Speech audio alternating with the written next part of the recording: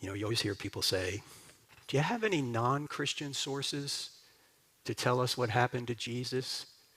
Ladies and gentlemen, I have news for you. They're all non-Christian sources. There were no Christians. The people that wrote the New Testament were Jews who had witnessed something they didn't think could happen, that a man could claim to be God and then rise from the dead. Those were two things they didn't have in their belief system. Claiming to be God would be blasphemy. They knew we'd all rise from the dead at the end of time, but they didn't think one guy would rise from the dead in the middle of time. Why would these Jews suddenly overturn their 1,500 to 2,000-year-old religion and say a man claimed to be God and rose from the dead if it didn't happen? What did they get for saying Jesus claimed to be God and rose from the dead?